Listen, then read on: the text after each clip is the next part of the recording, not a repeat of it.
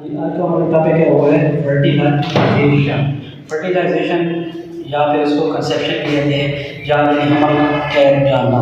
जब एक pregnancy positive होती है वो किस तरह होती है इसके बारे में आज हम बात करेंगे। तो टॉपिक हमारा क्या है?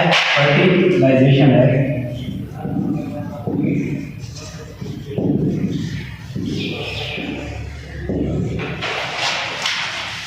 फर्टिलाइजेशन जो है उस एक तो दो चीज़ों से होती है। मेन क्या है इसमें, मर्द का स्पर्म और औरत का अवयव जो होता है वो मिलता है।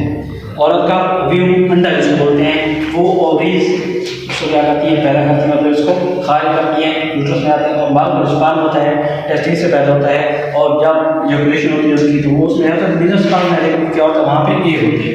जस्ट को ये होता है कि एक हम यहाँ पर करते हैं, ये क्या हो गया ओव्यूल। हमारे जहाँ पे दूसरा इस्तेमाल करते हैं, ये क्या है ओव्यूल है। और इसके साथ क्या है कोई स्पर्म नहीं, जो यहाँ पे मेल, ये क्या हो गया स्पर्म हो गया। स्पर्म की इस तरह शेप होती है।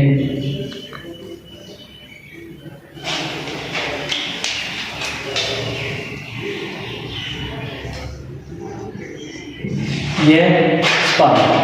अब ये जैसे इंटरकोर्स होता है, इंटरकोर्स के बाद एक मुकम्मल बेहतर मतलब ये ट्रैवल करते हैं, मुख्तलिफ रास्ते में ख़त्म हो जाते हैं। एक ही जाकर क्या होता है ये जो भी मोटर से साथ मिलता है और फिर ये एक कंसेप्शन इसकी हो जाती है। फर्टिलाइजेशन आगे मतलब इसके स्टेप्स होते हैं ऐसे मिल जाते हैं और ये क्या होती है इसको बोलते हैं हम प्रेगनेंसी या है पॉजिटिव है। इस तरह क्या होता है एक स्पर्म और अवयव है इनका आपस में मिलान होता है तो फर्टिलाइजेशन होती है। जैसे जैसे वक्त मिलता जाता है ये फर्टिलाइज हो गया, फिर क्या ग्रोथ होती है। इसकी होती है ग्रोथ होती है जिसको वो अपने ज़बान मुख्तलिफ उसके रेस्पिरेटरी एग्जाम सिस्ट उसको थोड़ी बोलते हैं, ठीक है।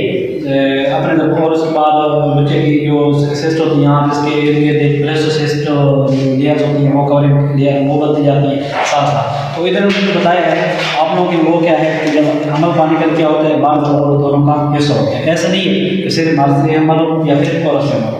और अंडा अगर खारिज पहले हो गया हमारा स्पर्म बाल में पहुँचे तो फिर भी हमल नहीं हो। और अंडा खारिज हो चुका है वो मौजूद है यूट्रस में लेकिन मेल का स्पर्म नहीं पहुँच रहा, वो स्पर्म की कमी बेशी या जो सेकंड अंडा होता है उसके वजह से होता है तो वो फिर भी क्या होगा प्रेगनेंसी पॉजिटिव नहीं होगी। दोनों का जरूरी होता है, दोनों का इसमें बड़ा हिस्सा होता है। इसमें मतलब क्या होता है कि मर्द की मनी यानी सेम में से स्पर्म होता है और औरत की ओवरी में से अवयव होता है। इससे फिर क्या होता है फर्टिलाइजेशन होती है।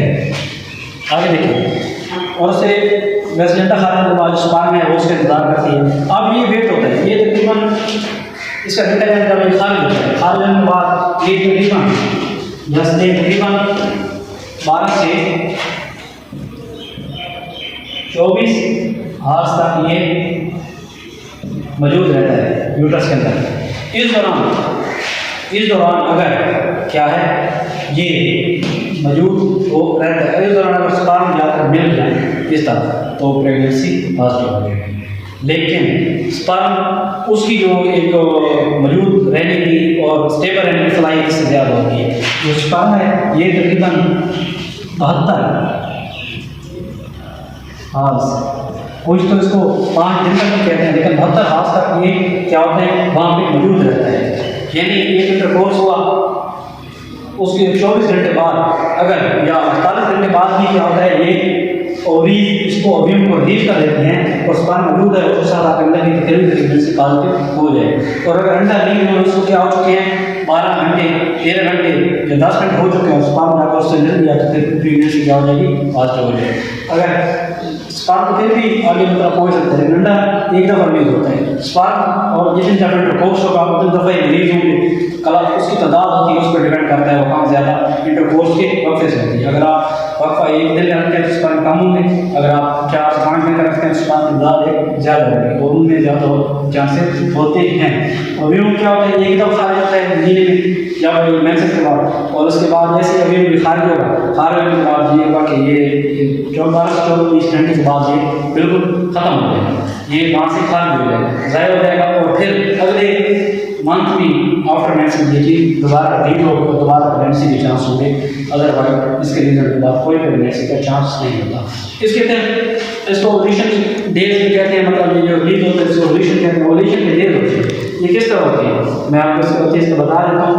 एक फर्ज करें यहाँ पे हम यूज कर होते हैं, एक औरत है उसका 28 डेज का मेंसेस साइकिल है, और इन डेज निकालने का बड़ा आसान तरीका है, 28 डेज का साइकिल है। अब उसको रिलेटेड डेज होंगे ना, अब आप एक जो परफेक्ट डेज निकालना चाहते हैं जिसमें ज़्यादा चांस होते हैं, वो जो 28 दिन का है उसमें से ऊपर वाले 14 दिन लास्ट आपने 14 दिन वो डाल देने हैं, उससे पहले मतलब जो होगा वो उसका ओवुलेशन डेज बनेगा। हम यहाँ पे करते हैं कि एक औरत थी उसको 1 दिसंबर को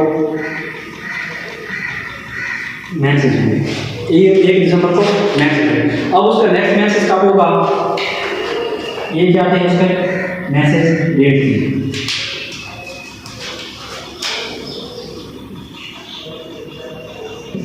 देखिए क्या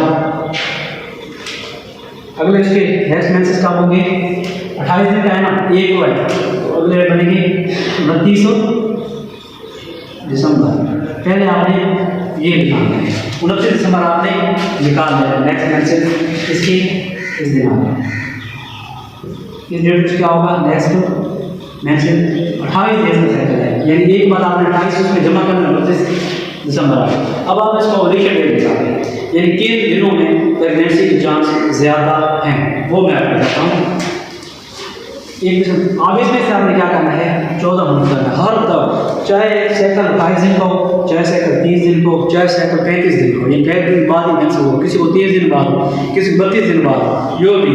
लेकिन आपने वहाँ पे जो ओवुलेशन डेज निकालना वो आपने सिर्फ 14 दिन, जो नेक्स्ट मेंस है उसमें से 14 दिन माइनस करने हैं। अब 29 में से 14 जाएँ तो कितने दिन बनते हैं बताएं मुझे, कितने दिन बनेंगे,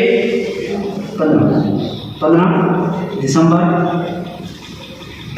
ये क्या है इसका, इस दौरान ओवुलेशन के ज़्यादा चांसेस हैं, यानी ये जो व्यू है इसके खाली होने के ज़्यादा चांसेस हैं। ओवुलेशन इसको बोला जाता है, यानी प्रेगनेंसी का ज़्यादा। अब आप उसको डायरेक्ट 15 नहीं करते, 15 दिन नहीं कोर्स करें, आप क्या कह देती हैं उस 15 से 4 से 5 दिन पहले, यानी आप ये कह देंगे कि तकरीबन आप 12 दिसंबर से लेकर 15 दिसंबर के दौरान इंटरकोर्स करें मेल फीमेल, तो इस दौरान अंडे ओव्यूल रिलीज होने के चांसेस ज़्यादा होते हैं। और अगर वो 13 को भी करेंगे तो आगे इतनी स्टेबिलिटी होती है। अगर 12 से 15 के दौरान 2 दफ़ा इंटरकोर्स किया तो 2 दफ़ा क्या होगा कि उसका आगे क्या होगा, उसके मतलब अभी रिलीज होगा और उस बाद उसके मिलने के चांसेस और प्रेगनेंसी के चांसेस ज़्यादा होंगे। जब ये रिलीज होगी, ये 15 दिसंबर को ये रिलीज होगी, तो उसके बाद जितने भी 15 से आगे 14 दिन बचे के उस दौरान इंटरकोर्स करने का कोई फायदा नहीं है, क्योंकि अभी रिलीज होकर ख़त्म हो गई, फिर कोई फायदा नहीं है, तो कोई भी प्रेगनेंसी का चांस भी नहीं बन सकता। तो ये था हमारा आज का फर्टिलाइजेशन का चैप्टर, ठीक है। तो इससे जब ये प्रेगनेंसी बात हो जाती है फिर इसकी डेवलपमेंट शुरू हो जाती है, अम्यूनिटी ज़ाइगोट बन जाता है, ये जब ज़ाइगोट बन जाता है तो फिर आगे इसकी डेवलप होती है। इसको वेजिटेशनल सेक्स का नाम दिया जाता है, वेजिटेशनल सेक्स। ये फिर मंथ टू मंथ बढ़ती जाती है, यानी 1.5 मंथ होते हैं इसकी जो साइज तकरीबन 7 सेंटीमीटर इसका नॉर्मल काउंट किया जाता है, 1 मंथ तक इसका 5 मिलीमीटर होती है। जैसे जैसे बढ़ती जाती है साइज में बड़ी होती जाती है मिलीमीटर के हिसाब से, और साइज बढ़ने के साथ फिर बच्चे के अजाब में शुरू हो जाते हैं। ये मंथ टू मंथ इसके वीक्स टू वीक्स सॉरी, पहले 4 वीक्स, फिर 8 वीक्स, फिर आगे 8 से 12 वीक्स भी क्या चेंज आती है इंशाल्लाह।